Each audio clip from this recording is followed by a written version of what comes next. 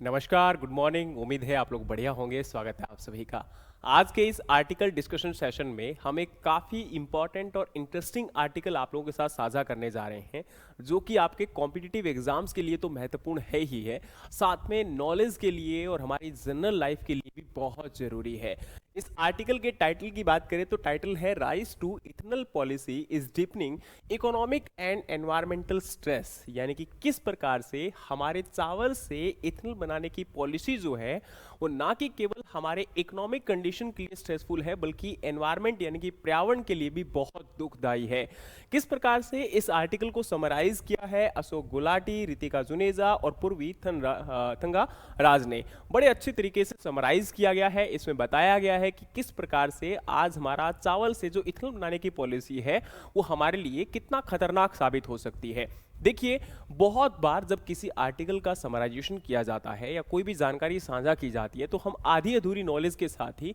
उस पर टूट पड़ते हैं कि ये बात गलत कही जा रही है। देखिए, पहले मुझे लगता है कि पूरे फैक्ट और जो डिटेल्स होती है उनको हमें समझना चाहिए, उस जानकारी को हासिल करना चाहिए और उस फैक्ट और डिटेल को हमें खुद भी सर्च करना चाहिए। फिर हम लोग कह सकते हैं कि शायद वो गलत होगा। लेकिन आज इस आर्टिकल में बड़े अच्छे तरीके से समराइज किया गया है कि किस प्रकार से हमारी जो रिसेंट एग्रीकल्चर पॉलिसीज है, MSP, water crisis, energy security, food security, ये सब एक दूसरे के साथ जुड़े हुए हैं और आने वाले समय के लिए इनके ऊपर अगर फोकस अच्छे तरीके से नहीं किया गया तो ये हमारे लिए काफी खतरनाक साबित हो सकता है। तो चलिए इस पूरे आर्टिकल को समराइज करने की कोशिश करते हैं, जिसमें अच्छे तरीके से बताया गया है कि आज हमारा देश चावल उत्पादन में सबसे शीर्ष पर पहुंच चुका है, यानी कि ग्लोबल राइस प्रोडक्शन में हमारी कंट्री पहले नंबर पर आती है। आपको ज्ञात होगा 2025 में हम चाइना को पछाड़कर पहले रैंक पर आ चुके हैं राइस प्रोडक्शन में। उससे पहले चाइना पहले नंबर पर था, हम सेकंड रैंक पर हुआ करते थे।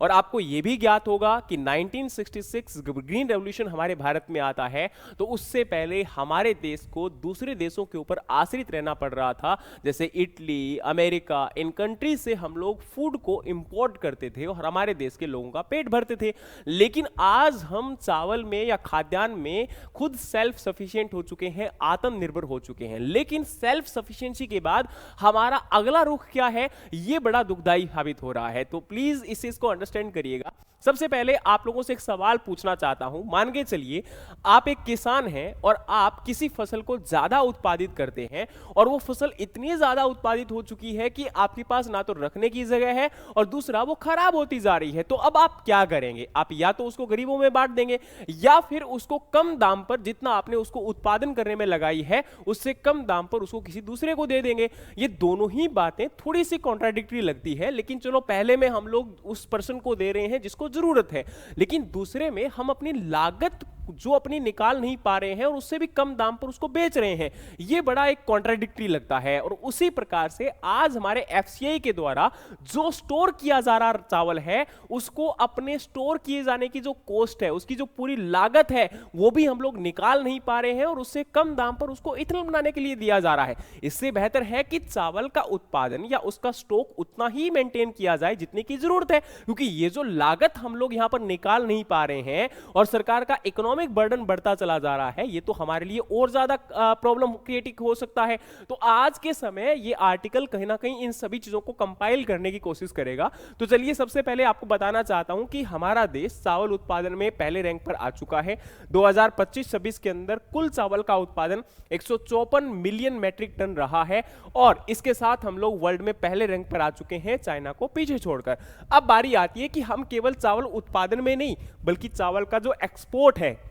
निर्यात है, उसमें भी पहली रैंक पर है। हम 2025 के अंदर 24.5 मिलियन मैट्रिक टन चावल का एक्सपोर्ट कर चुके हैं, निर्यात कर चुके हैं, जो कि आपके टोटल ग्लोबल राइस ट्रेड का, जिसमें हम लोग ये समझते हैं कि चावल का जो ग्लोबल यानी कि सांसारिक स्तर पर जितना ट्रेड होता है, व्यापार होता है, वो लगभग 61.3 मिलियन मैट्रिक टन है, यानी कि उसका लगभग 40% निर्यात केवल भारत के द्वारा किया गया है। और जो चार मोस्ट इंपॉर्टेंट एक्सपोर्टिंग कंट्री हैं, वियतनाम, थाईलैंड, पाकिस्तान, कंबोडिया, इनको उसको भी हम लोग बहुत ज्यादा सरपास कर चुके हैं, यानी कि इनके कंपाइल जो आपका एक्सपोर्ट है उससे भी बहुत ज्यादा मात्रा के अंदर एक्सपोर्ट हमारे देश के द्वारा किया जा रहा है। और इतना ही नहीं, हम लोग प्रोडक्शन में आपकी टॉप रैंक पर हैं, हम एक्सपोर्ट में टॉप रैंक पे हैं। इसके साथ एफसीआई के द्वारा सबसे ज्यादा मात्रा के अंदर हमारे देश के गरीब लोग यानी कि लगभग 800 मिलियन पीपल, 80 करोड़ लोगों को भारत के अंदर free ration public distribution system के तहत आपका चावल डिस्ट्रीब्यूट किया जा रहा है। और बताया जा रहा है कि लगभग नेशनल फूड सिक्योरिटी एक्ट जो आपका है उसके माध्यम से हमारे देश के लोगों को यह फ्री राशन डिस्ट्रीब्यूट किया जा रहा है। अच्छा, एक बात आपको और पता होना चाहिए, एक टर्मिनोलॉजी है यहां पर, जो चावल का हम लोग एक्सपोर्ट करते हैं उसी वजह से, यानी कि सबसे ज्यादा एक्सपोर्ट करने के चक्कर में भारत को कहा जाता है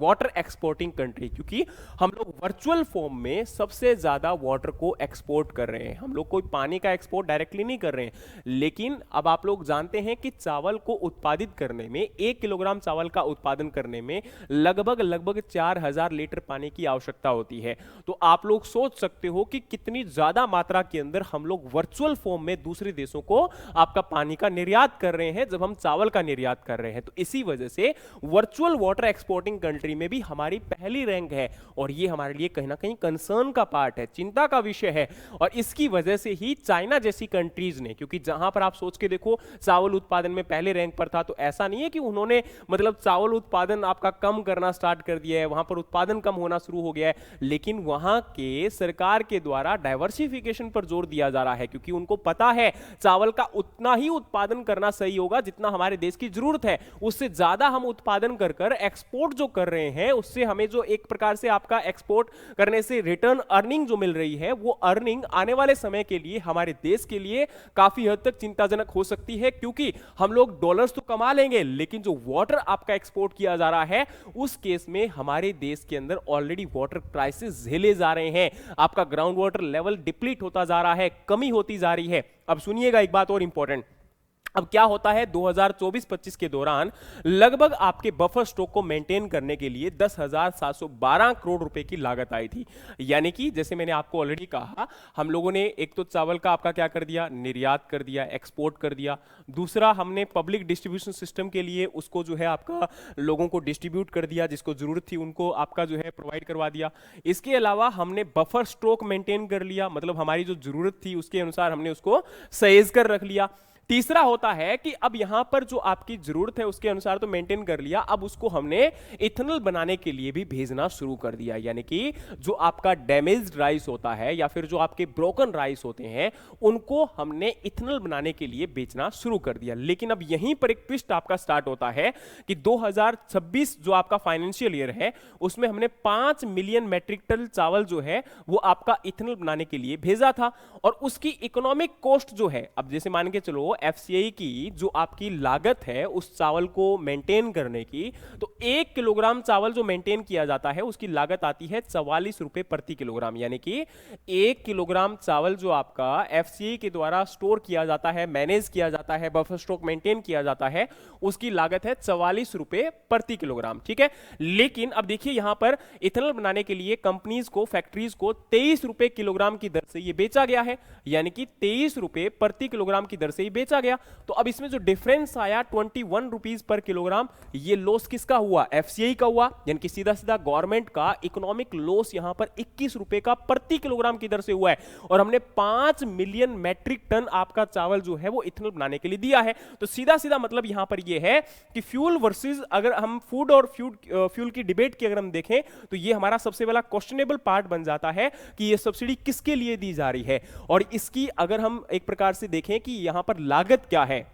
और इसके एवज में अगर देखा जाए तो कितना बड़ा लॉस है, क्योंकि यहां पर कीमत क्या है ये हमें समझना पड़ेगा। इससे हमारे एनवायरनमेंट के ऊपर बोझ बढ़ रहा है, इससे अब अच्छा बहुत सारे लोग सवाल करेंगे कि जो अनाज आपका खराब हो रहा था उसी को तो इथेनॉल बनाने के लिए दिया जा रहा है, तो इसमें गलत क्या है। बिल्कुल सही बात है आपकी यहां पर, लेकिन एक बात सोच के देखो, जिस चावल को उत्पादित करने में हमने कहा कि लगभग 4000 लीटर पानी की आवश्यकता होती है, इरिगेशन के लिए जरूरत पड़ती है, क्योंकि एक सीजन के दौरान लगभग लगभग आपकी 25 इरिगेशन की जरूरत होती है, सिंचाई की जरूरत होती है। ठीक है, तो जिससे क्या हो रहा है, ग्राउंड वाटर लेवल आपका डिप्लीट होता जा रहा है, पहली प्रॉब्लम आपकी। ठीक है, ग्राउंड वाटर लेवल क्या हो रहा है, डिप्लीट होता जा रहा है। दूसरी समस्या यहां पर क्या है कि जो हम लोग ट्रांसप्लांटिंग राइस करते हैं, मतलब एक प्रकार से हम लोग रोपाई विधि के साथ चावल का उत्पादन करते हैं, तो उसमें मीथेन गैस का इमिशन होता है। और मीथेन गैस आपको पता है एक ग्रीन हाउस गैस है और लगभग 25 गुना ज्यादा खतरनाक है किससे, कार्बन डाइऑक्साइड से। तो ये एक ग्रीन हाउस गैस है, तो ऑब्वियस सी बात है आपका यहां पर क्लाइमेट चेंज, जलवायु परिवर्तन में इसका महत्वपूर्ण रोल हो रहा है। इसके अलावा पंजाब और हरियाणा जैसे राज्यों के अंदर जहां पर अनकन्वेंशनल, अपारंपरिक तरीके से आपकी धान की खेती की जाती है, यहां पर लगभग 250 किलोग्राम प्रति एकड़ या प्रति हेक्टेयर की दर से हम लोग क्या कर रहे हैं, आपका इसके अंदर फर्टिलाइजर्स का यूज कर रहे हैं, उर्वरक का यूज कर रहे हैं। अब ये एक्स्ट्रा उर्वरक अगर हम यूज करेंगे तो आप लोगों को पता होना चाहिए यहां से क्या होगा, नाइट्रस ऑक्साइड गैस का इमिशन होगा। और नाइट्रस ऑक्साइड जो गैस है, क्योंकि अब आपको पता होना चाहिए जितना हम लोग फर्टिलाइजर्स यानी कि उर्वरक का यूज करते हैं उसकी यूज एफिशिएंसी कितनी है, मात्र 35 से 40% है। यानी कि जितना उर्वरक खेतों में डाला जाता है उसका केवल 35 से 40% ही पौधों के द्वारा उपयोग किया जाता है, बाकी या तो पर्यावरण में चला जाता है या हमारे ग्राउंड वाटर में चला जाता है, रन ऑफ लॉस होकर नदियों में चला जाता है। तो वो हमारा क्या है, नुकसान है, उससे हमारा पर्यावरण प्रदूषित हो रहा है, लागत आपकी बढ़ रही है और ओवरऑल उसकी यूज एफिशिएंसी कम निकल कर आ रही है। तो देखो इससे नुकसान क्या हो रहा है, नाइट्रस ऑक्साइड की वजह से एनवायरमेंट पॉल्यूशन हो रहा है और ये तो आपकी और ज्यादा खतरनाक है, 278 गुना ज्यादा खतरनाक है कार्बन डाइऑक्साइड से, ग्रीन हाउस गैस का इमिशन बढ़ रहा है। दूसरा जो आपका नाइट्रेट है, वो नाइट्रेट हमारे अंडरग्राउंड वाटर जो आपका है उसको पोल्यूट कर रही है, जिसकी वजह से ब्लू बेबी सिंड्रोम एक बीमारी आपकी हो जाती है, मिथेमा ग्लोबिनिया के नाम से इसको हम लोग जानते हैं। बच्चों के अंदर उस बीमारी की वजह से डीऑक्सीजनेशन या ये कह सकते हो ऑक्सीजन की प्रेजेंस की एब्सेंस की वजह से डेथ तक हो जाती है। इसके अलावा थायराइड की प्रॉब्लम बढ़ रही है, डायबिटीज की प्रॉब्लम बढ़ रही है और कैंसर तक की गंभीर बीमारियां इसकी वजह से होती जा रही है। इसके अलावा जो आपका नाइट्रोजन और फास्फोरस फर्टिलाइजर घुलकर नदियों में, झीलों में, तालाब में चला जाता है, वहां पर यूट्रोफिकेशन आपकी काई जमना शुरू हो जाती है और यह आप लोगों को पता है कि कितना खतरनाक है। यानी कि धीरे धीरे ये चावल उत्पादन आपका कितना हमारे पर्यावरण के लिए और मानव स्वास्थ्य के लिए और ग्राउंड वाटर डिप्लीशन के लिए, यानी कि प्राकृतिक रिसोर्सेज के जो संसाधन आपके हैं वो खत्म होते जा रहे हैं, उनके लिए कितना खतरनाक है। इसके बावजूद ये एक्स्ट्रा चावल हम लोग प्रोडक्शन कर रहे हैं। एक तो हमें स्टॉक को मेंटेन करने में प्रॉब्लम हो रही है, वो चावल आपका खराब हो रहा है, उसको हमें सब्सिडाइज रेट पर इथेनॉल बनाने के लिए देना पड़ रहा है और दूसरी तरफ हम उसकी प्रिक्योरमेंट इतनी ज्यादा कर रहे हैं, आपके चावल उत्पादन को बढ़ावा दे रहे हैं। तो रिसेंट जो आज की नीति है उसको इथेनॉल बनाने के लिए वो चावल उत्पादन को और बढ़ावा देगी और चावल उत्पादन को बढ़ावा देगी तो ये हमारा पर्यावरण का और एनवायरमेंट का रिस्क क्या होता जाएगा, बढ़ता चला जाएगा। तो जरूरत है कि सही नियत के साथ, सही नीति के साथ यहां पर एक इंप्लीमेंटेशन पॉलिसी को लेकर लाया जाए। क्योंकि अब देखो, जैसे मैंने ऑलरेडी आपको कहा कि हमारा 1960 के दशक से पहले देखा जाए तो हमें यहां पर जरूरत थी फूड ग्रेन प्रोडक्शन की और उसके तहत हमने प्रोडक्शन को इंक्रीज किया और उस टाइम पर आपको पता है कि समय के साथ साथ हमने यहां पर क्या किया, अलग अलग पॉलिसीज और अलग अलग नीतियों को यहां पर एक प्रकार से लेकर आए और जिससे हमारे देश के अंदर खाद्यान्न उत्पादन बढ़ा और वाकई में उस समय आपका हाई यील्डिंग वेराइटीज, फर्टिलाइजर का यूज, पेस्टिसाइड का यूज, इरिगेशन फैसिलिटीज को इंप्रूवमेंट, फार्म मैकेनाइजेशन, इन सब की बदौलत आपके देश के अंदर प्रोडक्शन बढ़ा और ये हमारे लिए अच्छी बात है। लेकिन समय के साथ अब उसमें बदलाव करने की जरूरत थी। लेकिन आज हमारे देश के अंदर 3 ऐसी इंटरलॉकिंग पॉलिसीज हैं जिसकी वजह से आज ये स्थिति बन चुकी है हमारे देश के अंदर कि जो कभी हमारे लिए एक वरदान साबित हुआ करता था वही अभिशाप बन चुका है। और वो क्या है, देखो, सबसे पहली पॉलिसी है कि आज के समय मिनिमम सपोर्ट प्राइस यानी कि जो न्यूनतम समर्थन मूल्य है चावल के लिए केवल दिया जा रहा है। देखो, अब न्यूनतम समर्थन मूल्य देना गलत बात नहीं है, अच्छी बात है, जिससे किसानों को एक प्रोत्साहन राशि मिलती है और किसान जो है उससे उत्पादन अच्छा कर पाते हैं। लेकिन आप लोग मानकर चलो कि मैं आपको पहले ही फिक्स कर देता हूं कि ये फलानी फसल है, अगर आप इसको ग्रो करवाओगे, जितना मर्जी उत्पादन कर लो, मैं आपका खरीद इसी रेट पर करूंगा। और दूसरी ऐसी फसलें हैं जिनके लिए कोई फिक्स प्राइस प्राइस नहीं है, मार्केट में डिमांड होगी तो खरीदेंगे, नहीं तो नहीं खरीदेंगे। अब किसान किसकी तरफ लालायित होगा? ऑब्वियस सी बात है, वो राइस को ग्रो करवाएगा। और वही हालात हमारे देश में हो रहा है। हम या हमारे किसानों के द्वारा चावल का प्राइस जब एमएसपी पर खरीद होती है एफसीआई के द्वारा, और इवन दो आप लोगों को पता होना चाहिए ये केवल एक राज्य में नहीं है, लगभग आपको पता होना 2025-26 में एमएसपी जो चावल का दिया गया था नॉर्मल पैडी का, वो 2369 रुपए प्रति क्विंटल था, जो 2000 आपके 26-27 के अंदर 2441 रुपए प्रति क्विंटल हो चुका है। अब उसके ऊपर खरीदारी की जा रही है, चाहे छत्तीसगढ़ हो, तेलंगाना हो, आंध्र प्रदेश, ओडिशा, पंजाब, हरियाणा, हर राज्य के अंदर एमएसपी या उससे भी अधिक दाम के ऊपर जब खरीदारी की जाती है तो किसान उसकी तरफ और ज्यादा अग्रसर होते हैं, क्योंकि अब किसानों को पता है कि भाई एमएसपी पर हमारी खरीद इस फसल की हो रही है तो किसान उस फसल को ग्रो करवा रहे हैं। अब सोच के देखो, हमारी मेज जो है वो एक ज्यादा वाटर एफिशिएंट क्रॉप है, उसकी तरफ हम किसानों को अग्रसर करेंगे तो उसमें पानी की जरूरत भी कम होगी और उससे इथेनॉल बनाया भी जा सकता है, तो हमारे किसानों को उसके लिए एमएसपी दिया जाना चाहिए। लेकिन अब उसकी तरफ एमएसपी नहीं मिलने के कारण किसान डाइवर्सिफिकेशन नहीं कर पाते हैं। एक तरफ तो राज्य सरकार और केंद्र सरकार कहती है कि चावल एक ऐसी फसल है जिससे पर्यावरण को, मिट्टी को, आपका मनुष्य को नुकसान हो रहा है, क्योंकि उसका हम लोग उत्पादन ज्यादा कर रहे हैं तो सब्सिडी हमें ज्यादा पे करनी पड़ रही है, एनवायरमेंट का लॉस ज्यादा हो रहा है, जो मैंने अभी आपको बताया, हमारा ग्राउंड वाटर लॉस आपका ज्यादा हो रहा है। एक तरफ तो डाइवर्सिफिकेशन को प्रमोट करने के लिए बहुत सारी स्कीम्स को लेकर आया जा रहा है और दूसरी तरफ इसको इथेनॉल बनाने के लिए यूज किया जा रहा है। तो ये जो कंट्रोवर्शियल यहां पर पॉलिसी है, जिसकी वजह से आपका पुश और मिलेगा किसानों को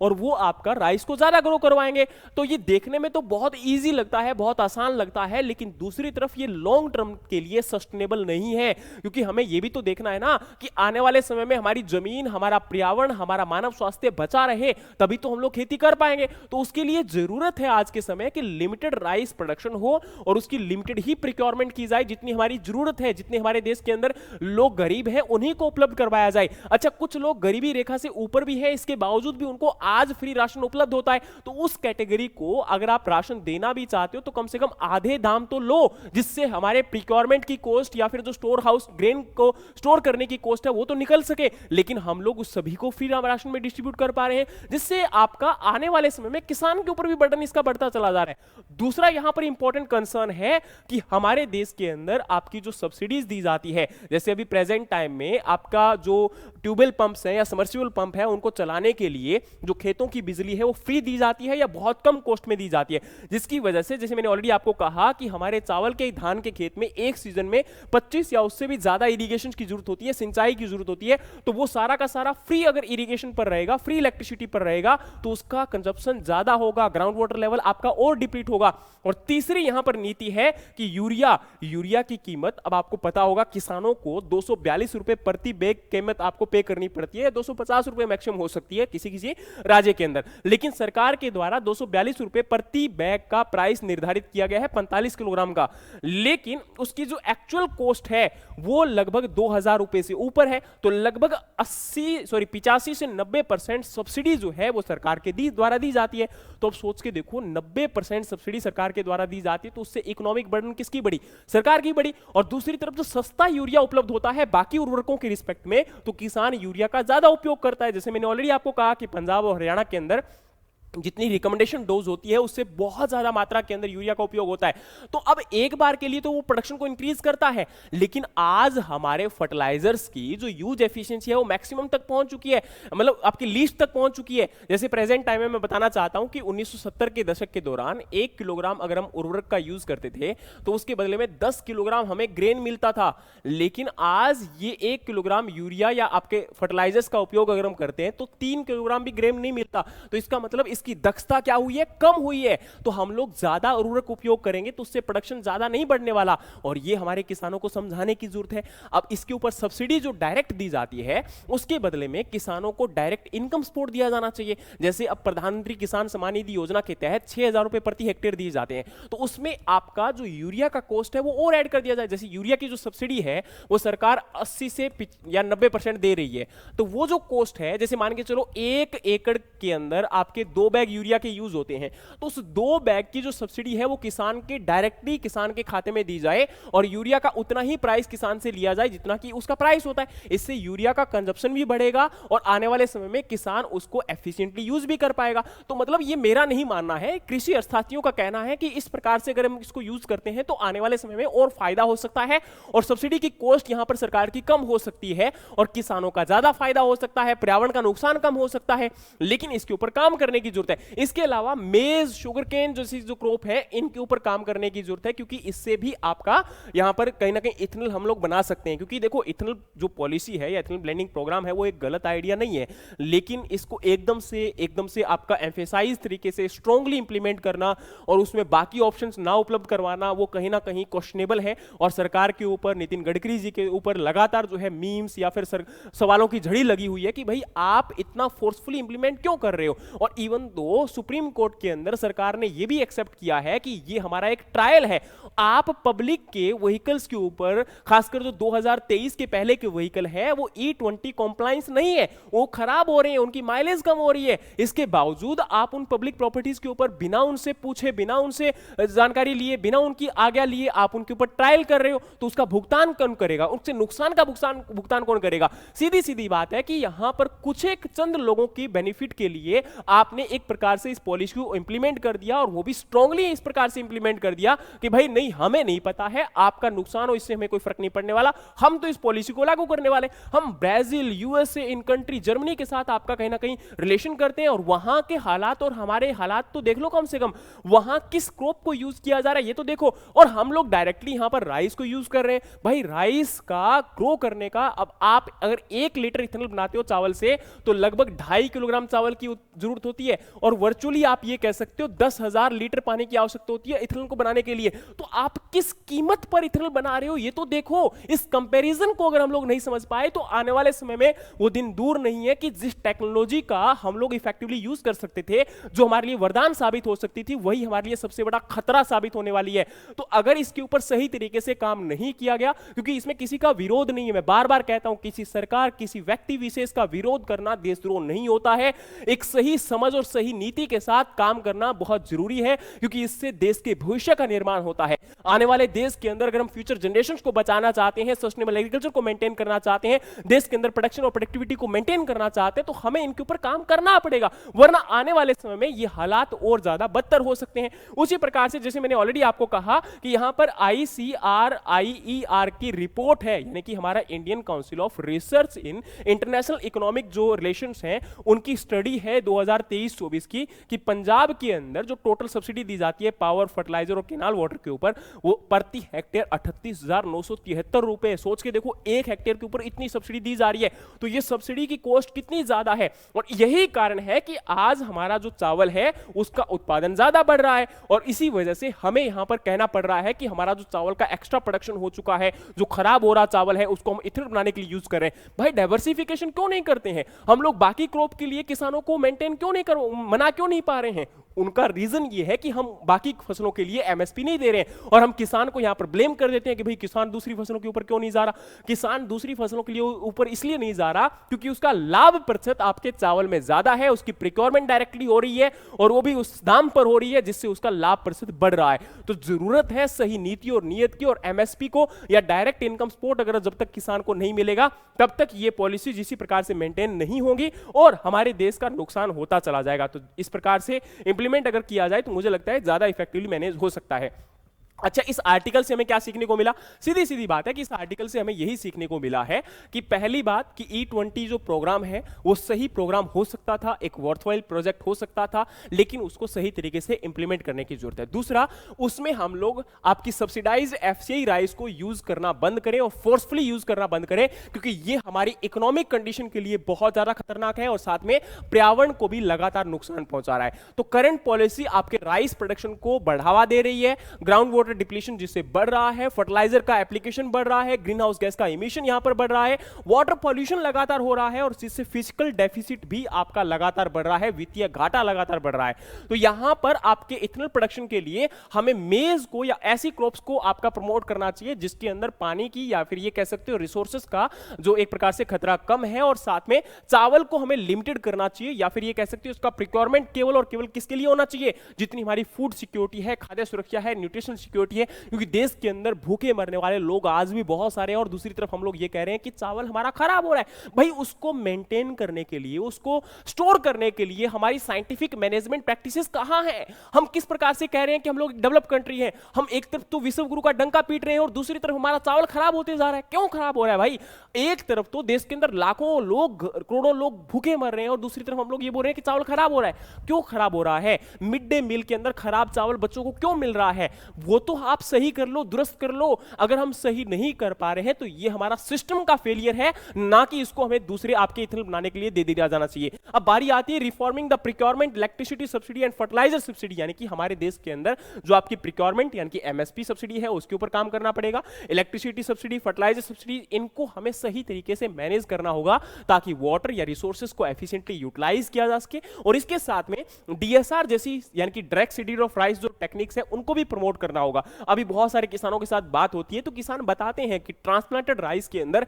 1 एकड़ में लेबर का खर्चा 4000 के करीब प्रति एकड़ आ जाता है, और उसमें भी आपका जो एक प्रकार से रिफ्रेशमेंट वगैरह होती है, चाय पानी का खर्चा करते हुए उनको लेकर आने का, छोड़ने का खर्चा जो खर्चा होता है वो 1000 रुपए और हो जाता है, यानी कि लगभग 5000 रुपए प्रति एकड़ के खर्चे की वजह से हम यहां पर डीएसआर को अपनाने के लिए तैयार हैं। उसमें पानी की भी जरूरत कम पड़ती है, लेकिन उसमें एक समस्या है, वीड का खतरा है। वीड के खतरे को मैनेज करने के लिए आपके इफेक्टिव केमिकल्स को यूज किया जा सकता है, लेकिन एक चीज और इंपॉर्टेंट है कि वहां पर केवल केमिकल को उपयोग ना किया जाए, किसानों को समझाया जाए कि भाई उसमें हम लोग स्टेल सीड बेड जैसी टेक्निक्स को यूज कर सकते हैं। दूसरा, हम उसके अंदर आपके इंटीग्रेटेड वीड मैनेजमेंट प्रैक्टिसेस को यूज कर सकते हैं। तीसरा, हम उसके अंदर कोशिश कर सकते हैं कि भाई आने वाले समय के अंदर क्रॉप रोटेशंस को फॉलो किया जाए, जिससे आपके वीड का अटैक भी कम होगा और साथ में हमारी केमिकल की जरूरत कम होगी, क्योंकि केमिकल की जरूरत अगर एक बार में हम लोग इंक्रीज करते हैं, बहुत सारे किसान बोलते हैं कि हम लोग क्या यूज करें, फिर हमारे लिए ऑप्शन क्या है। देखो, आप एक बार तो केमिकल का उपयोग कर आपके खेत के अंदर खरपतवारों से अपने खेत को बचा लोगे, लेकिन आने वाले समय में वो केमिकल का उपयोग बढ़ता चला जाएगा और फिर वो केमिकल के प्रति, उन वीड के अंदर, उन खरपतवारों के प्रति एक रेजिस्टेंट, एक प्रतिरोधक क्षमता उत्पन्न हो जाती है। फिर हमें और ज्यादा आपके वीडिसाइड्स के ऊपर खर्चा करना पड़ता है और वो लगातार खर्चा बढ़ता चला जाता है, वो लागत आपकी बढ़ रही है। इस केमिकल की वजह से आपके स्वास्थ्य के ऊपर दुष्प्रभाव देखने को मिल रहे हैं और यही सबसे बड़ा कारण है कि ये किसान नहीं समझ पाता है, क्योंकि आज हमारे किसान की एवरेज एज 54 ईयर है और यूथ एग्रीकल्चर में आना नहीं चाहता। ट्रेडिशनल और पारंपरिक तरीके से खेती की जा रही है, मैकेनाइजेशन अडॉप्ट नहीं किया जा रहा, क्योंकि हमारे पास स्मॉल एंड मार्जिनल फार्मर है, ज्यादातर उनकी इकोनॉमिक कंडीशन उतनी अच्छी नहीं है। आपका कस्टम हायरिंग सेंटर्स और यहां पर फार्म मशीनरी बैंक को प्रमोट किया जा रहा है, लेकिन सही तरीके से उसका इंप्लीमेंटेशन नहीं हो पा रहा। बहुत सारी जरूरतें हैं, बहुत सारे आपके एक्सटेंशन सर्विसेज को दुरुस्त करने की जरूरत है, लेकिन हम लोग आपके राइस से इथेनॉल बनाने में फोकस करते हुए जो जरूरत की चीजें हैं उनके ऊपर अगर काम समय से नहीं किया गया, आने वाले समय में उसका भुगतान हमारे देश को करना पड़ेगा। इकोनॉमिक कॉस्ट लगातार बढ़ती चली जाएगी और उससे हमारा फिस्कल डेफिसिट बढ़ेगा, वित्तीय घाटा बढ़ेगा। और समय पर अगर कृषि के ऊपर फोकस नहीं किया गया, जो लगभग 47% आपकी डायरेक्टली और इनडायरेक्टली रूप में वर्कफोर्स को सपोर्ट करती है, तो देश का भविष्य, देश की इकोनॉमिक कंडीशन और ज्यादा खराब हो सकती है। रोजगार के हालात हमें एग्रीकल्चर या एग्रीकल्चर के डाइवर्सिफिकेशन से ही करने होंगे, चाहे वो हॉरिजॉन्टल डाइवर्सिफिकेशन किया जाए या फिर आपका वर्टिकल डाइवर्सिफिकेशन किया जाए। फसल विविधता आपकी और भी हमारी एग्रीकल्चर के अंदर डाइवर्सिफिकेशन हम लोग लेकर आ सकते हैं, लेकिन जरूरत है कि सही नीति और नियत के साथ उसको इंप्लीमेंट भी किया जाए। तो इस पूरे आर्टिकल से हमारे पास कुछ फैक्ट निकल कर आए हैं, उनको आप लोग याद कर लीजिएगा, आपके एग्रीकल्चर एग्जाम्स के लिए बहुत जरूरी हो सकते हैं। राइस प्रोडक्शन 2025-26 के दौरान लगभग 154 मिलियन टन रहा है। राइस एक्सपोर्ट 2025 के दौरान 24.5 मिलियन मैट्रिक टन है, जो कि वर्ल्ड का टोटल आपका यहां पर 40% है, यानी कि टोटल वर्ल्ड का जो राइस एक्सपोर्ट है, ग्लोबल राइस ट्रेड है, उसका 40% यहां पर इंडिया के द्वारा किया जा रहा है। Share of global rice export तो 40%। एंड एनएफएसए यानी कि नेशनल फूड सिक्योरिटी एक्ट के अंडर जो बेनिफिशियरीज पीपल हैं आज हमारे भारत के अंदर जिनको लगभग फ्री राशन आपका डिस्ट्रीब्यूट किया जाता है, तो 800 मिलियन पीपल हैं, यानी कि 80 करोड़ हैं। एफसीआई के द्वारा जो एक्सेस राइस स्टॉक यहां पर 2024-25 के दौरान लगभग 10.712 million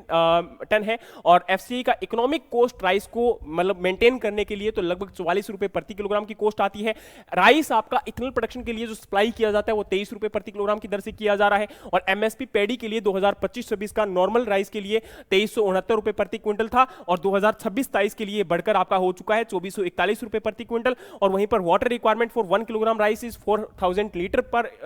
kilogram, and fertilizer use Punjab in Haryana that is 250 kilogram per hectare, and nitrogen absorb by plant यानी कि नाइट्रोजन का जो यूज एफिशिएंसी है that is 35 to 40%। Global warming potential of nitrous oxide, तो लगभग आपका नाइट्रस ऑक्साइड से जो ग्लोबल वार्मिंग होता है वो 273 गुना ज्यादा है कार्बन डाइऑक्साइड से। और अगर आपका मीथेन का पूछा जाए तो मीथेन का जो यहां पर एक प्रकार से कंट्रीब्यूशन है दैट इज द लगभग 25 टाइम ज्यादा है। और वहीं पर यूरिया रिटेल प्राइस कितना है 242 रुपए 45 किलोग्राम का जो बैग है, और गवर्नमेंट की सब्सिडी यूरिया के ऊपर कितनी है तो 85 to 90% इकोनॉमिक कॉस्ट का है टोटल, और इथेनॉल ब्लेंडिंग टारगेट यहां पर 20% पूरा हो चुका है। अभी आपका 30% और 85% का टारगेट या E100 का भी टारगेट सरकार के द्वारा रखा जा रहा है। अब आप लोग बताइए कि क्या राइस का इथेनॉल ब्लेंडिंग के लिए यूज करना, प्रयोग करना सही डिसीजन है, या फिर एक बिल्कुल एक प्रकार से गवर्नमेंट के द्वारा ब्लंडर साबित हो सकता है आने वाले समय के लिए। बाकी इसी प्रकार के सेशंस के लिए आप हमारे साथ जुड़े रहे। आने वाले सेशंस के अंदर हम और इफेक्टिव तरीके से इसी प्रकार के सेशंस और आर्टिकल्स को डिस्कस करेंगे, और एग्रीकल्चर के टॉपिक को भी डिस्कस किया जाएगा,